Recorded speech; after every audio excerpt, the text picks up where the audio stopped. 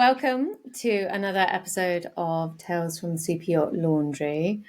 I am here with the beautiful Ciara, another fantastic ex-crew member that's gone on to do spectacular things, especially in the face of adversity. Welcome to our podcast. Thanks for having me. I'm so happy to be here finally. Finally.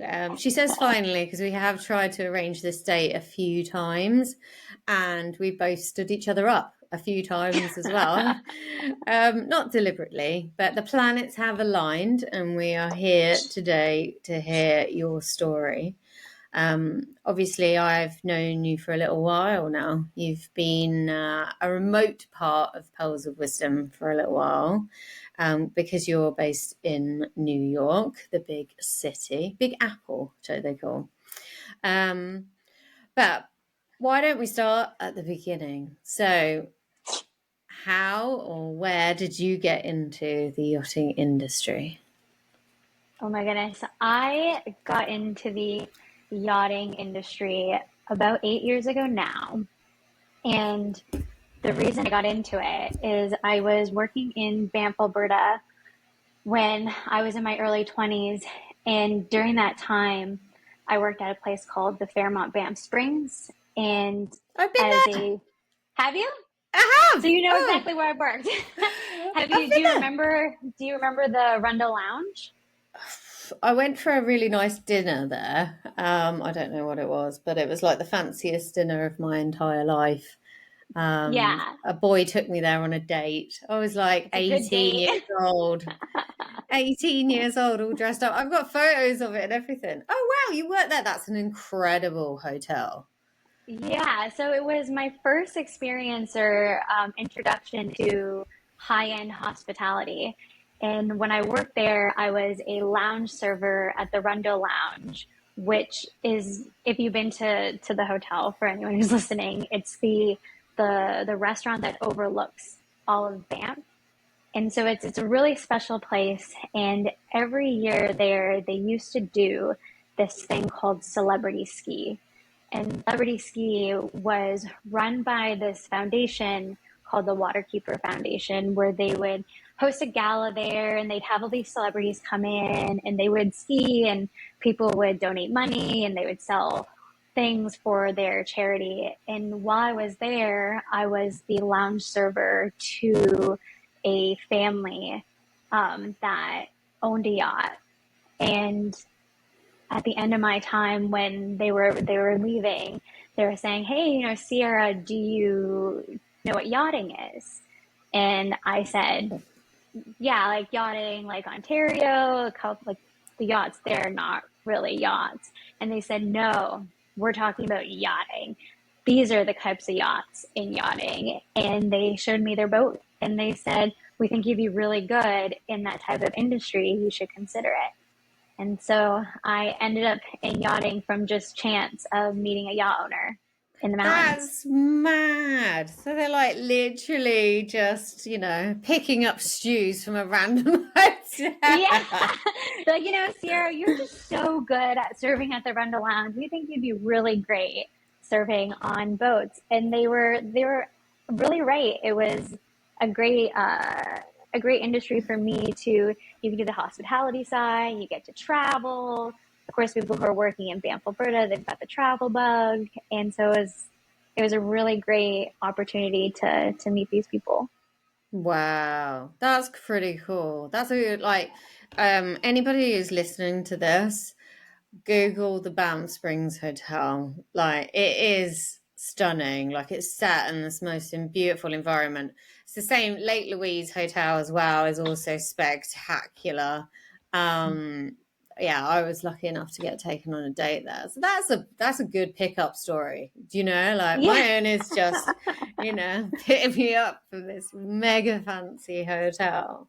So you from like Banff or like are you from a different part of Canada? Yeah. So I'm from a place called Hamilton, Ontario.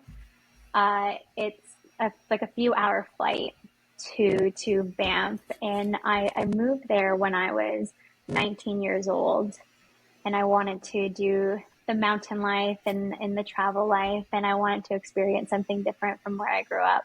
So I left, and it was really magical. I loved living there. It was like a great introductory to like outdoor adventure stuff that we didn't really have in Hamilton. We were climbing mountains all the time and kayaking all the time and biking, and it was a lot of fun. Skiing, snowboarding. Yeah. I mean, like from Canadian, like, you obviously correct me if I'm wrong. In Canadian terms, Banff is so well placed because there's a lot of like ski hills really close together in Canadian terms. Like, there's quite a few. I don't know if it's expanded now, but there's actually quite a few together. Sunshine and just so Yeah, many beautiful, beautiful spots. yeah, it's amazing there. I even had friends in yachting. They were getting married, and they said, Ciara, where do you think we should do our honeymoon?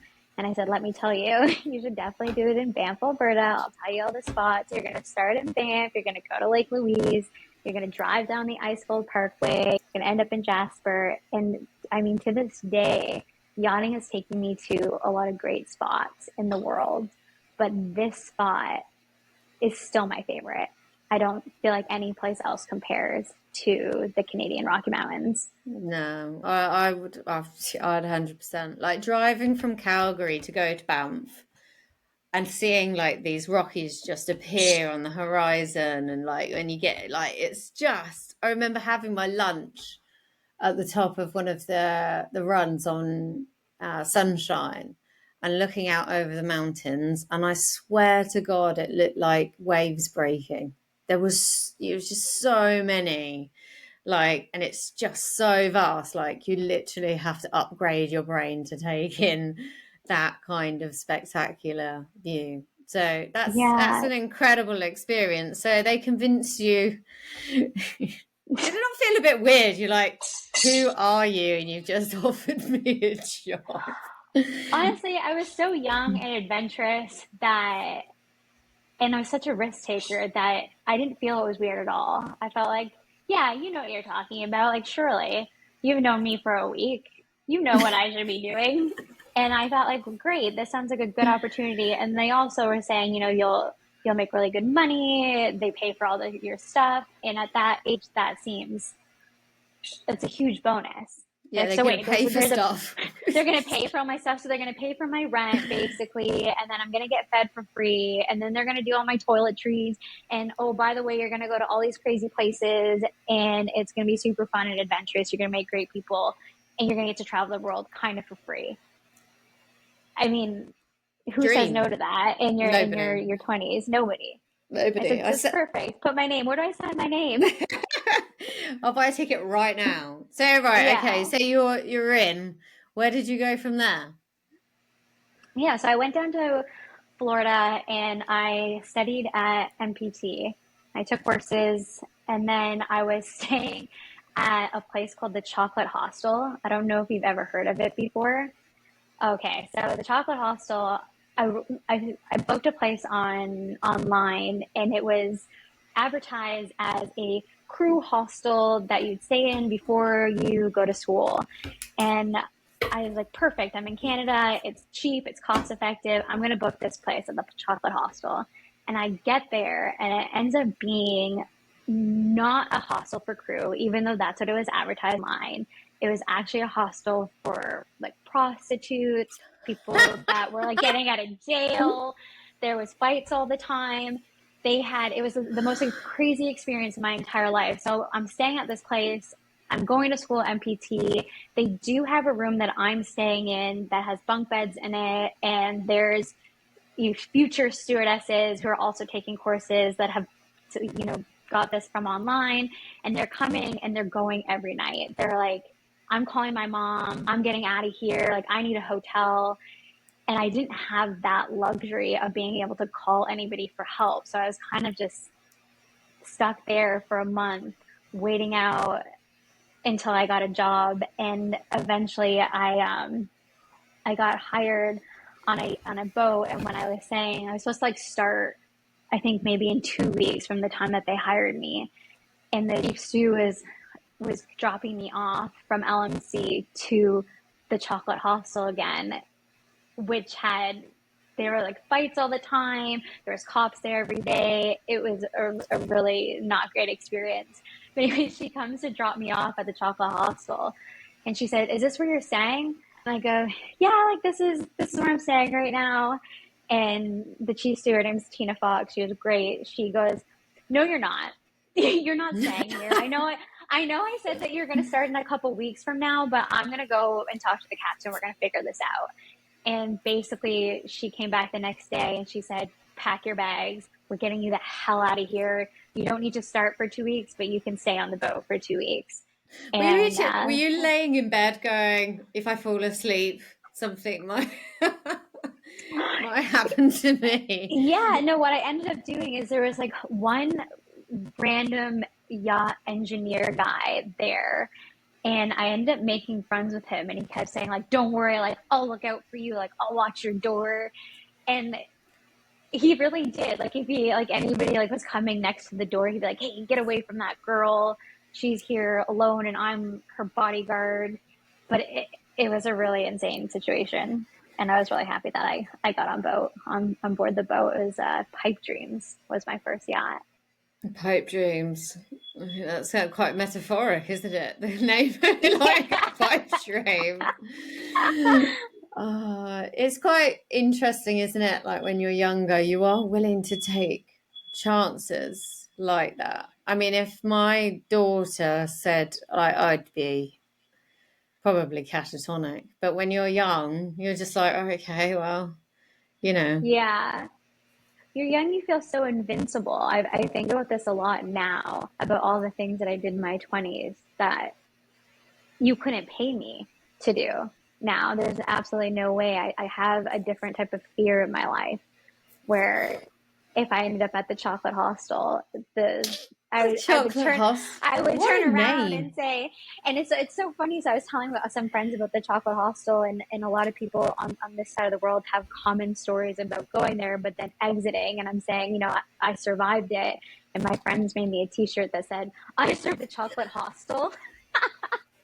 I think that's so great, so good. It I feel is, like everybody, it is quite mad, taking those gambles, that one of the dodgiest, not it, the hostel wasn't dodgy, but I stayed in one in Toronto, but you had to go through like the crack district to get there. So getting to the hostel at nighttime was like the scariest thing I've ever done. Like in the day it was dodge, but like at nighttime, but yeah, once you were in the hostel, it was fine. But yeah, no, no. I had it actually not as dodgy as the chocolate hostel, but I mean, yeah, that yeah, you're young, you take a gamble, take a chance, barricade yourself in your room, you'll be fine. yeah. I would just stay away like all day. I'd do my courses, and then I would go to the beach or go wherever and come back at a certain time and get up at a certain time and get out of there. Double bolt the door, put like a chair underneath the handle. Like nobody's getting in. So obviously you're at the chocolate hostel, like your first boat must have felt like a bloody miracle. You're like, yeah, I've got Honestly, a job, I've been rescued. it did. It was really the best. I was rescued. I had clean sheets. I had food. I'm like, so you're telling me you're just gonna cook for me now? I'm safe. And it was really great. It was at LMC, and we did a yard period for a while, and we were renovating the kitchen area or the galley, and it really did feel like a dream. I, and it was great. I was making friends. Everybody was really friendly. The chief stew was amazing, and I don't know if at the time I appreciated how amazing she was because you didn't really have anybody else to compare it to. But she was really great. She was a great like leader, a patient teacher, really great person to have as a junior stewardess. She took a lot of time to explain things, and she was quite positive, and it was a really, really good program. Yeah. So like what were your favourite bits, your highlights from your time on board? My highlights. I think I really got into, I met a captain on Turquoise, and his name is Ben Craig Cameron, and he was really into road cycling. And I used to think like, oh, road cycling, those people in those funny outfits and and the helmets. And I liked biking. I was like a leisurely cyclist, and he really got me into road biking, and it kind of changed my entire life and my like mental health and the way that I saw the world, and I got really into it. So on that boat I was allowed to have a bicycle, and we'd be in really interesting places, and I'd cycle around, and I felt that was really adventurous, and it was such a good experience that after that boat, when I left, I would put in my CV, no shit, like I only want jobs that will allow me to have a bicycle. Like that was my, I'm like, if you want to hire me, you need to allow me to bring my bicycle around. And it was really great. I ended up getting another job where I was based out of Italy, and I was cycling all up and down the coast from Imperia to Antibes and back, and it was so fun.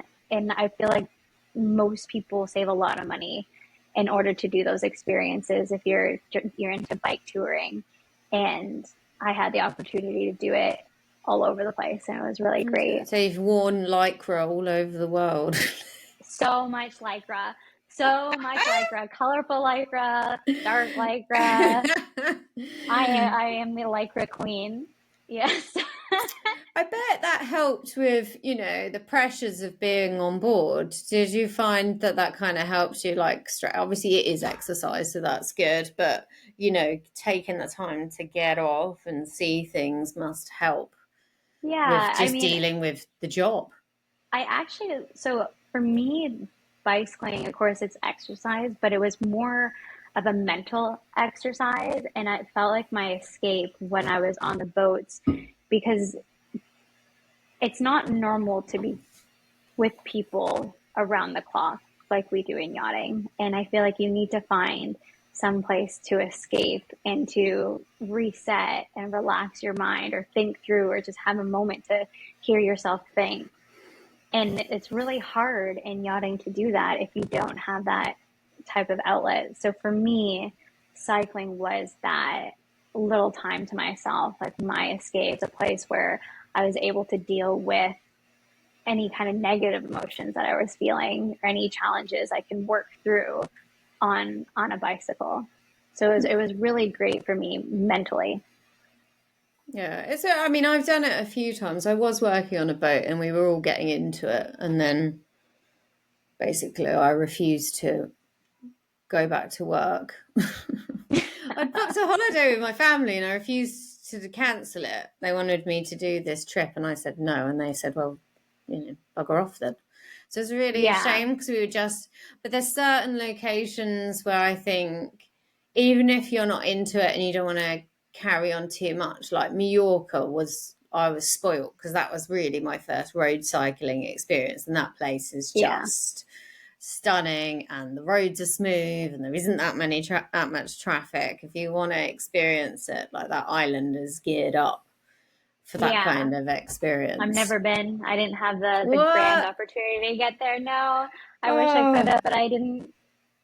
yeah, I got spoiled. And then when we went with the boat to Barcelona, I was a bit of a wimp because I was like, it's so different, like the traffic, and I still did it, but like being in that kind of traffic, it's quite a different experience.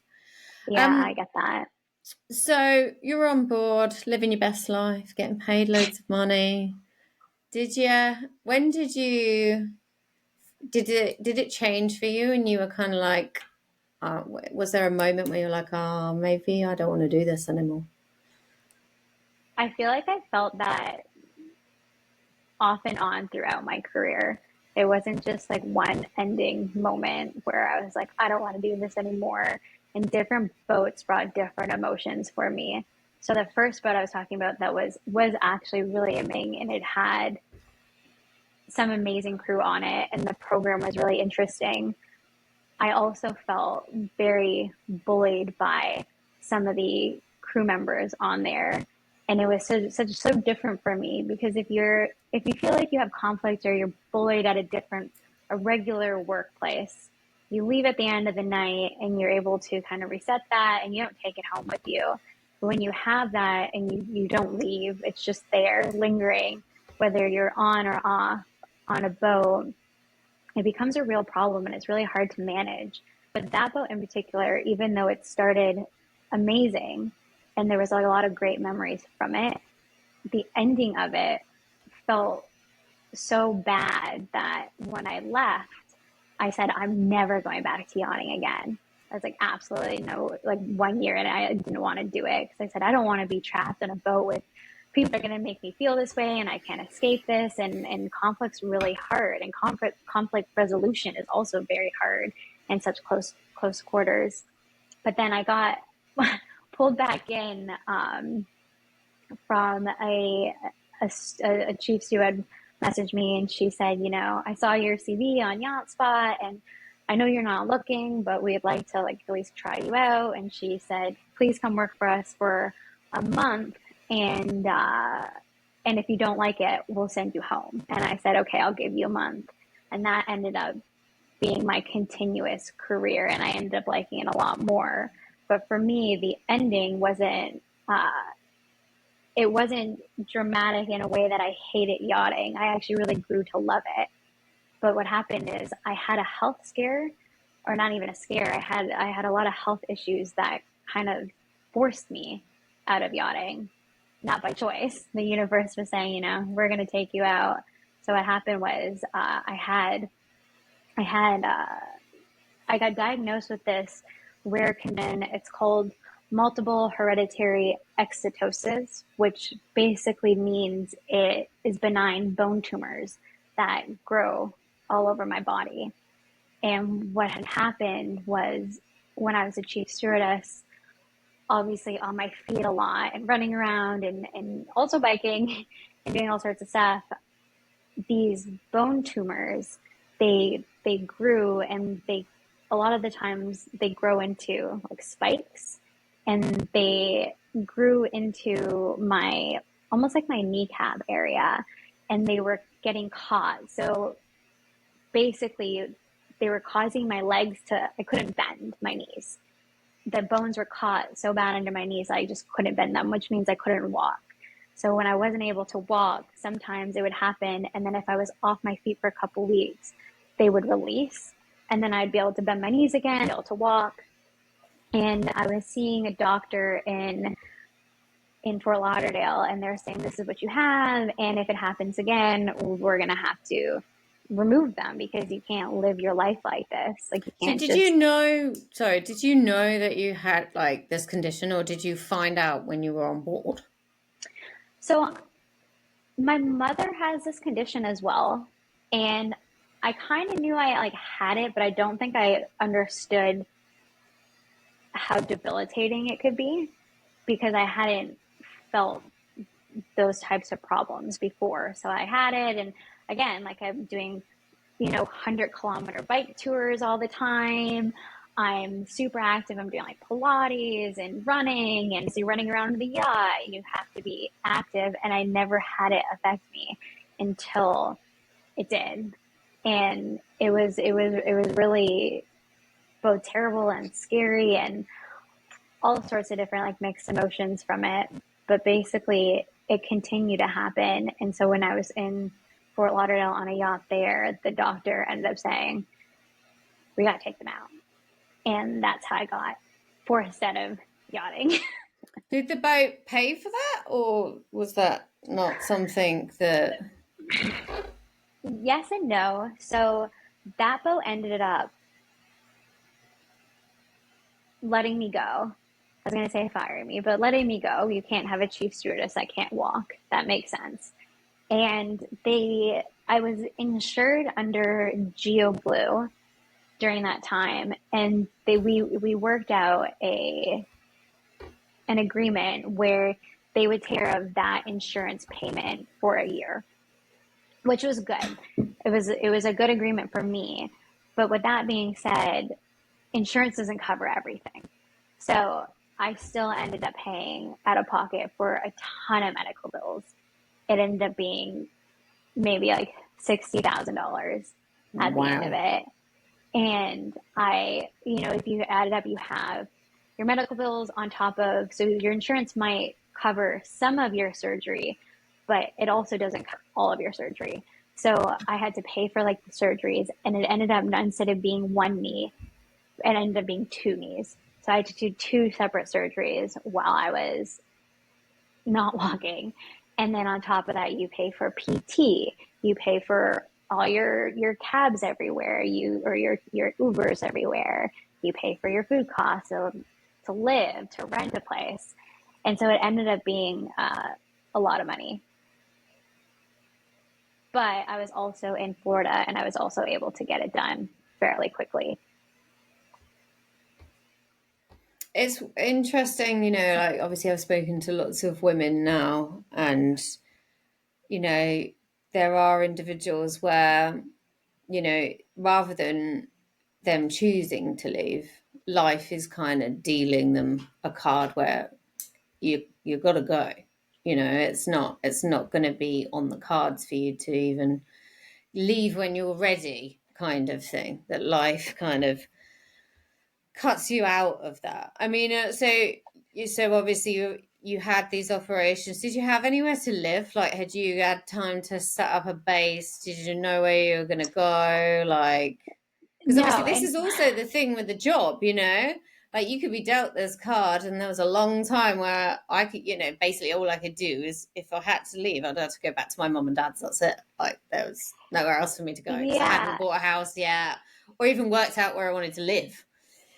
So it was during the time. So no, I did barely had any time to figure out what I was going to do. And what happened is it happened during COVID.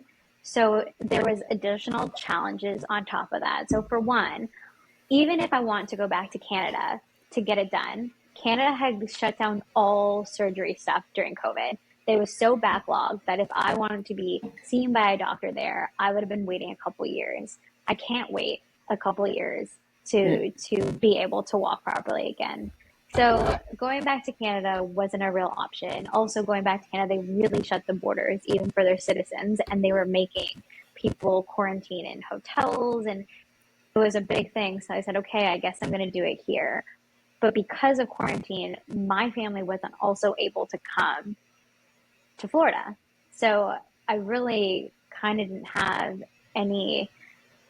anybody helping me in Florida. And the way that the doctors work there, it's so crazy. The guy was like, well, we're obviously going to have to operate on you. And I said, thinking like, well, when do you think this will be? And I'm thinking, oh, he'll say in 30 days from now, I'll get to mentally prepare myself. And he goes, are you available tomorrow?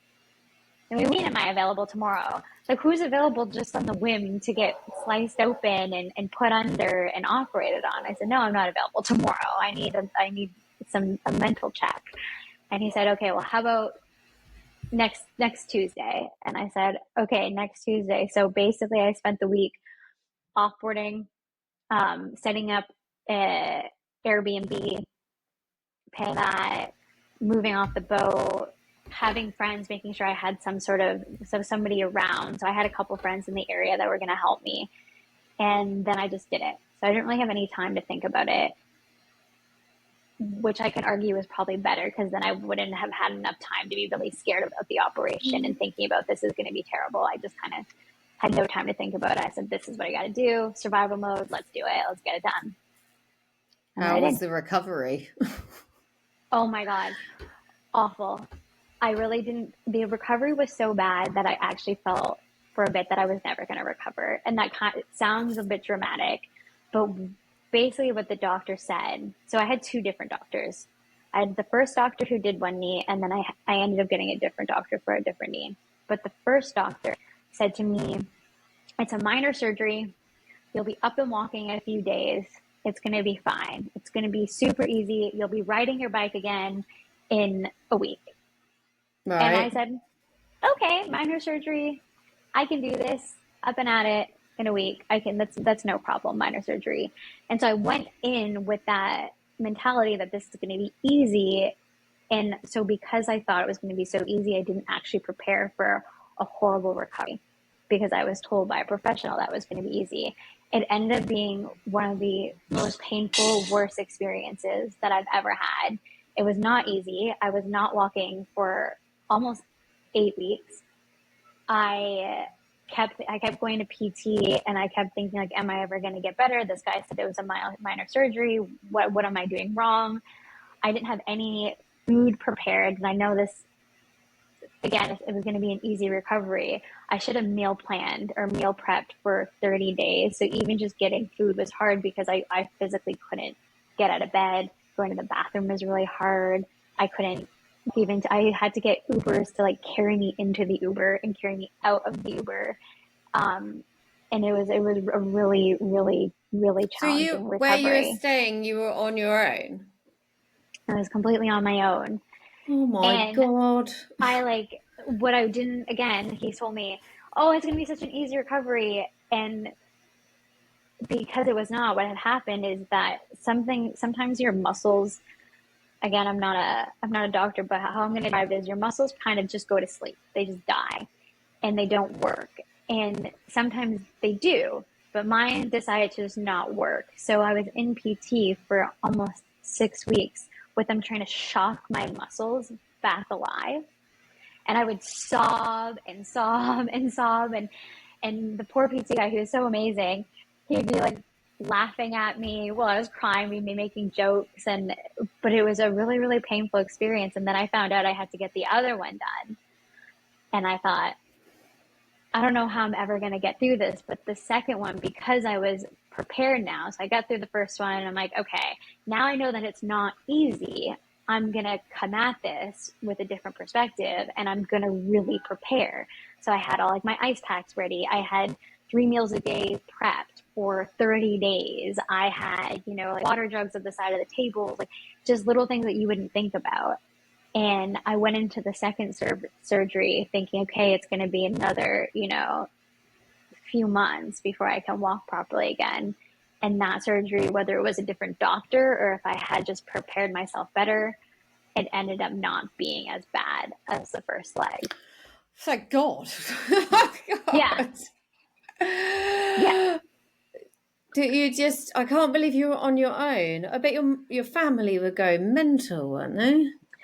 They were really freaked out about it, but I tried not to tell them the extent of how alone I was because I didn't want anyone to really panic. And so, and But I'm really glad that I was like, at least, I always try to laugh through challenging experiences. So like, for example, like even having Ubers, I'd make a joke and be like, well, you know, lucky for you, like I'm tiny and you're going to help me carry me out of this Uber. And most people would just laugh and they'd be like, there's this like helpless tiny girl. Of course I'm going to help her. So I just like make friends, and you'd be really surprised about how many people will come to help you when you're in a situation like that. Like so many people were helpful that I didn't know. They were always trying to help me wherever I went. did you was it a kind of a determination to get through it on your own? Or was it just like survival mode? Like, I have no option. I am on my own. It's best if I don't tell my family the full story because I can't cope with them freaking out. And like, what was your head doing? I was very, so I went through different emotional stages. So I went the I will never come back from this. There's something seriously wrong. I'm devastated and really freaked out to to just pure survival mode. Like you just have to get this done. You got to get through it. And once I was in that mindset, I was able to just get through it. Like I was working out every day at home. I had like I'm a chief stewardess. I've got systems steps. Like I'm like, okay, on this time I'm going to do these exercises, and this time we're going to do this, and this is my checklist for the day. And it ended up. Sometimes you just got to do what you got to do. So, at what point did you kind of accept the fact that you were never going back on board ever again? Like, was that the first surgery, or did you think that you could go back? Like, what was? Or did you So go I back? I did go back. Oh my I gosh. so I was really determined. So one of the things so I was 100% going back. When I was going into surgery, I was like, okay, I have an easy surgery. I'm going to be backing up and at it in a couple months. It's going to be fine. I'll be on a boat in no time, no big deal. And after I realized it's not an easy surgery and it's actually going to be a really long recovery and it would probably take me about a year, I started taking online courses. And I just like, I needed something, one, I needed something to do, but two, I wanted to, there's something that I was building on the boat right before I left for all my surgeries. And it was not something that would be able to help other stewardesses, but kind of systems for myself. I was on a really challenging boat that was both kosher and the owners and their family was, it was very, very challenging to say the least. And I was trying to build systems in order to solve problems for this specific family. And a lot of it had to do with the preference management and how to better manage like what their expectations were on the boat because they were so difficult that they were going through chefs a lot. And I felt really bad. I kept saying, well, I hate having to let, there was like, I think we went through the one season, almost 10 chefs because they couldn't reach this person's standard. And the standard actually wasn't too complicated, but it was so consistent that they wanted like a specific meal every single day and it had to look a certain way every single day. And there wasn't any room for creativity and chef flair and chefs just couldn't do it. So verbally me saying like, hey, this is how they like it, they'd be like, okay. And I'd be like, no, but this is really how they like it. And we I just should kept, imagine that's like the worst thing a chef ever wants to hear. well, that's what Apart I'd say. from So, this is the list of dietary requirements, take out all of yeah, the yeah, fun yeah, yeah. stuff and serve this.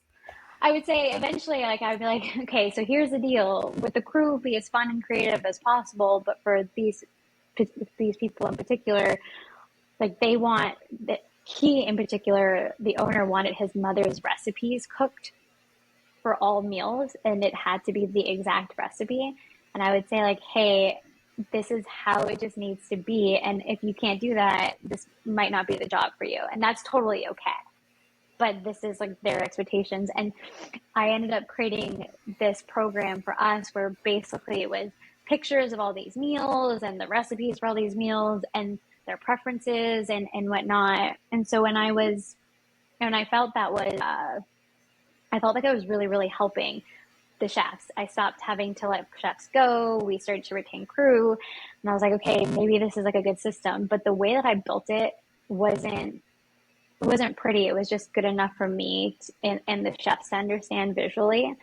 And so when I was healing from my surgeries and I realized, okay, it's going to take me a really long time, I need something to do, I was taking courses online from bed that would be able to teach me how to build software tools in order to create that for myself.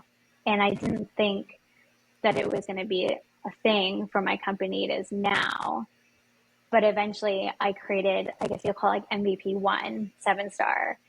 And when I created that, I went back on boats for a bit and I was testing it out. And I realized that it was a real problem for a bunch of different other boats and for my other friends that were stewardesses. And I thought maybe this can be a real product that can help a lot of people in our industry.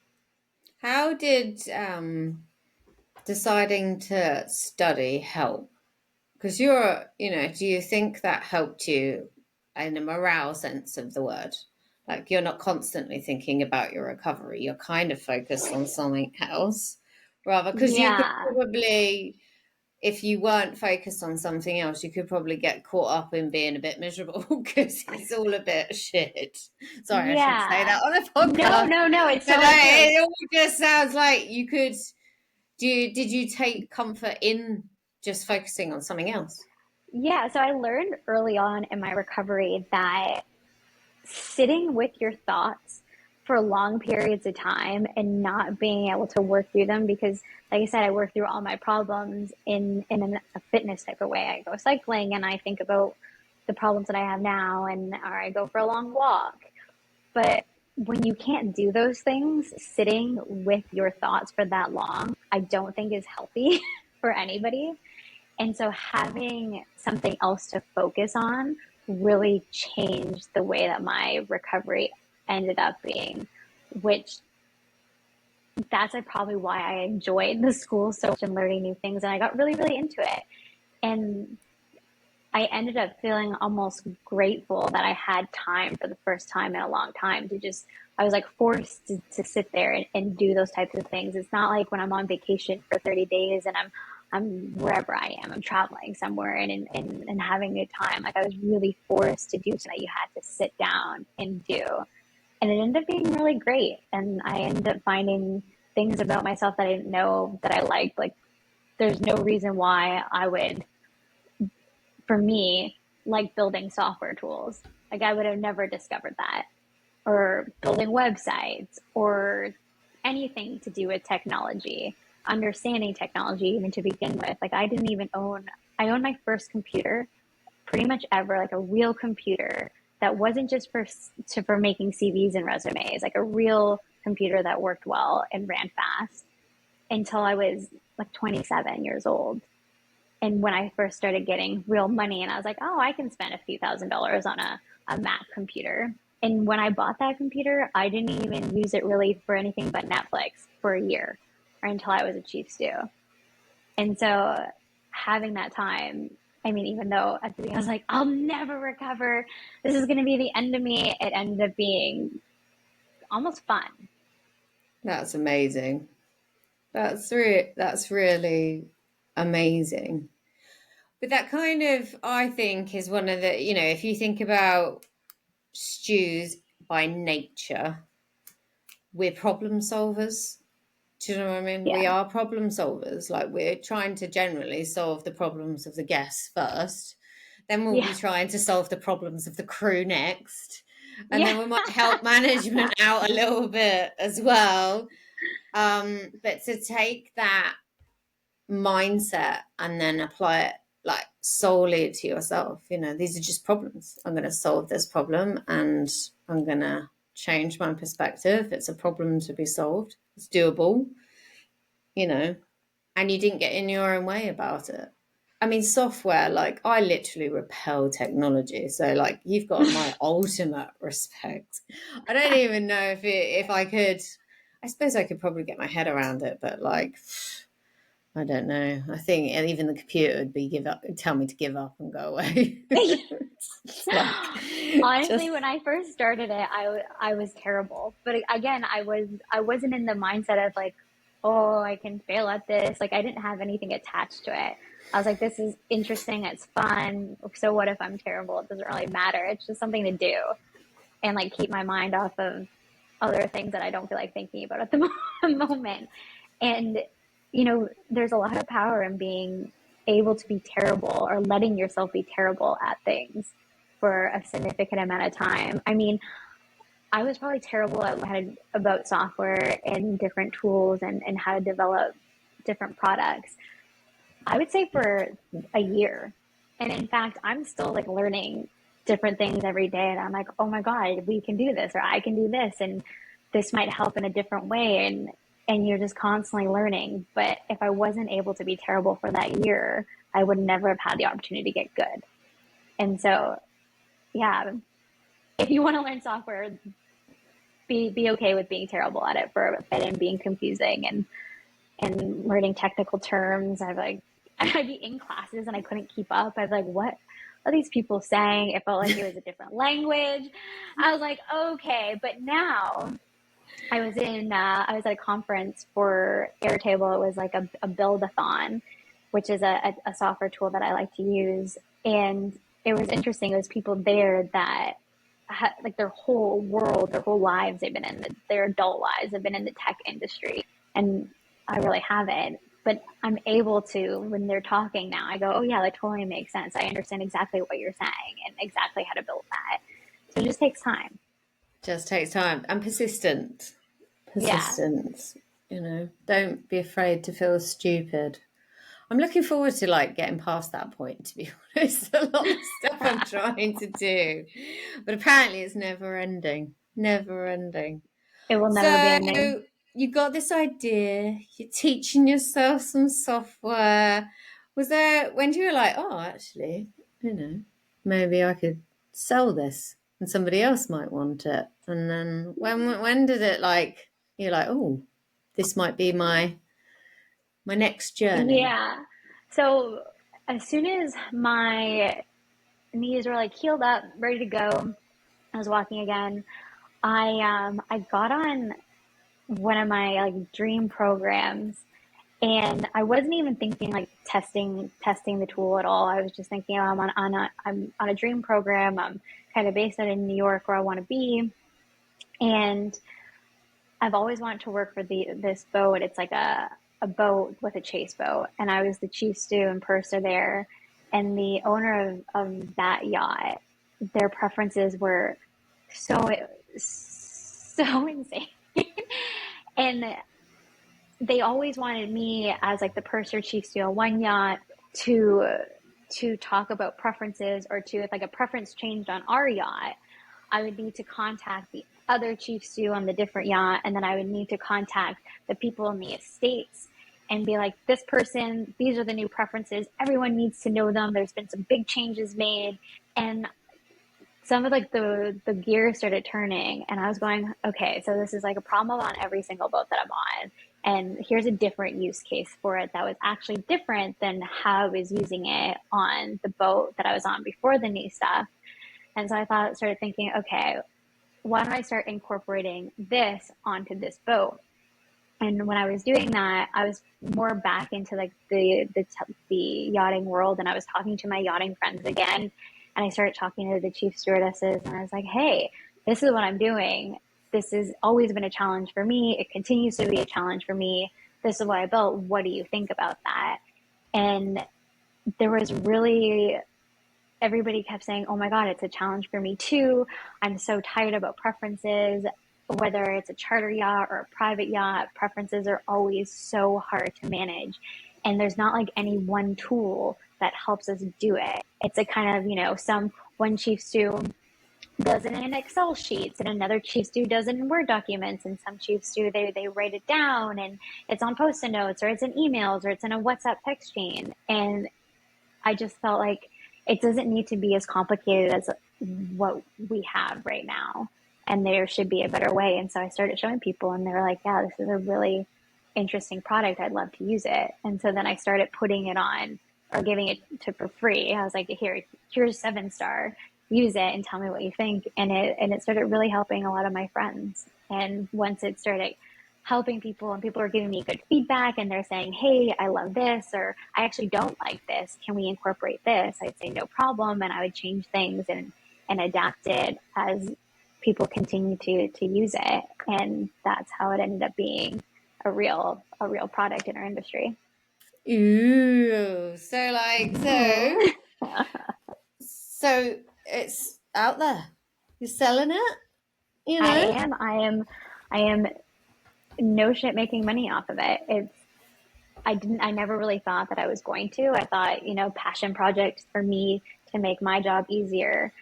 And yeah, I'm just like really grateful that it's helping a lot of people, and people are very almost like open armed for it. And I can talk to anybody about it if I'm at any show, or they're like, yeah, like we love preferences. Or like even at the boat shows, I, I feel like every time I'm going to a yacht, and I'm never trying to sell the product, I'm actually really trying to learn and figure out different ways that other people are using it, or using preferences on their boat, and how I can either learn what they're doing and incorporate it into 7-star and maybe make it better, or two, like I can say like, hey, what do you think about this? Give us some feedback. And if you've ever gone to a boat show and you go up to yachts, a lot of the times, like even me as a chief stew, when someone's coming to me on a boat show, I'm like, oh, like you're selling me this like fragrance, like I don't care about it. But people, when I go up to them, they're like, oh my God, yeah, like let me talk to you about it, because there is a real problem. So there's like a lot of good feedback for it. People are really open to it. And yeah. I think it's incredible. Out of the darkness Yeah. to create something so useful um, is quite amazing and inspirational. You know, it quite could have quite easily gone completely the other way. You know, it really is a credit to you and what you've, you know, it is, you know, it's an incredible story. You could have quite easily like gone back, you know, back to your parents, you know, wallowed, never had Yeah. anything to do with the industry ever again, which is a lot of there's commonality with a few individuals. They're like, I will never work in the industry again. Yeah. To turn it into a positive, an incredible positive, is massive credit to you, you know, Thanks. and Yeah. I really appreciate you sharing your story with us. I really do. It's quite inspiring. I feel like I should perhaps try harder to learn software now. So Doesn't have to be software. It can be anything. I just think always like anything. continuous like learning anything is interesting. And yeah, you really never know if you're just trying different things where you end up. Like I said, there's no reason why I should be a a founder of a company, of a software company. That's pretty insane. It But I is. was just trying new stuff. I was like throwing like things at the wall, and I'm like, I wonder what's gonna stick, and it really did, It is. and I'm It passionate about it, and really did. And you will be with me in Monaco in a I few will. weeks' time, and we shall be going around and harassing all the ladies on boats in the show. I'm very excited. Basically trying to. So basically, my approach is to talking to these ladies on the back of the boat. I know where all the pies are, so you know, as far as Ah, interior goes, you're not going to touch anything. So we've got some that's fair. really really good ideas and really good connections. You know, how can we make your life easier? And I I think love it. what you've provided makes life a lot easier. You know, because at the end of the day, we're all in it to get tips, and anything that helps us get a tip is a winner from my perspective. Yeah. Do you know what I mean? Do you want a tip to this season? Like, if Yeah. you got 7 Cs, then you know might be Yeah. able to get that trip to Thailand paid for. No worries. Um, Yeah.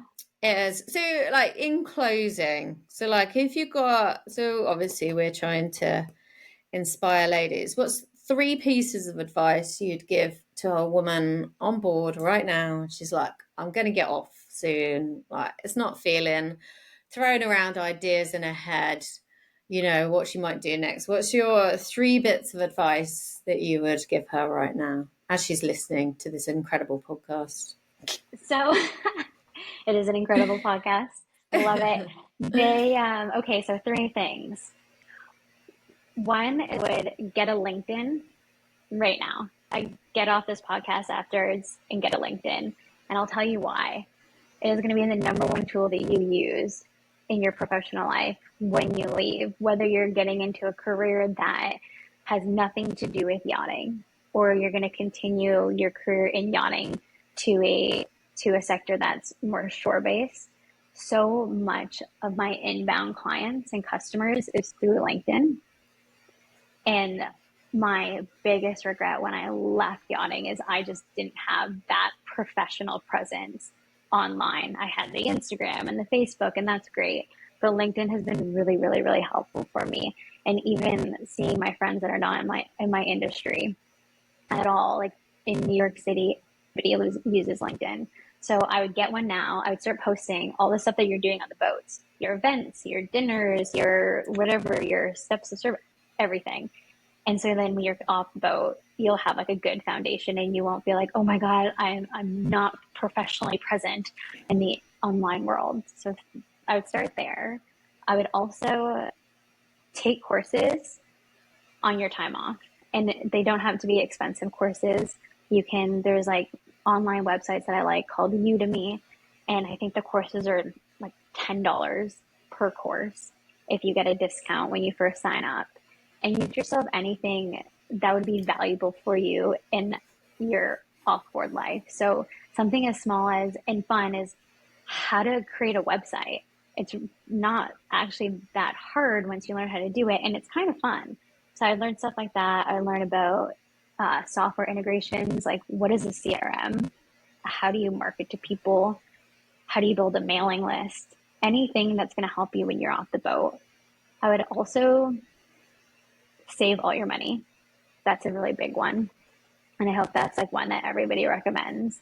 If I didn't, I really saved most of money when I was in yachting. And had I not, when that health thing happened to me, I would have been in a really different, scary spot. Like I had a huge foundation for, okay, this is going to suck ass and I'm going to eat dirt for a long time, but I'm at least financially safe and I can afford to do all this stuff. Also, even within my company, like my company has been completely bootstrapped by the money that I've made in yachting. So I would save all my money. And then I think like we were saying before, don't be afraid to feel stupid and suck at things for a while, because you can't get good at something unless you suck at it at first. And sometimes you suck at it for a year, but then you're going to have this like aha moment where everything clicks and you go, okay, I understand now. And that will take you to the next level of your life. So those are my tips. They're good. They're good. Like the LinkedIn is definitely a good advice, you know. Like I think your story is just, you know, it really does show what's possible, you know, and tapping into the things that make you a good crew member can also really, you know, be your strength with whatever life throws at you afterwards. Yeah. I really appreciate that. We always finish on a crazy story. So Okay. do you have a crazy story from your time on board that you don't mind, like the NDA's expired or something? I'm like, what do you want? Do you want like rapey crew? Do you want rape captains? Do you want prostitutes? Do you want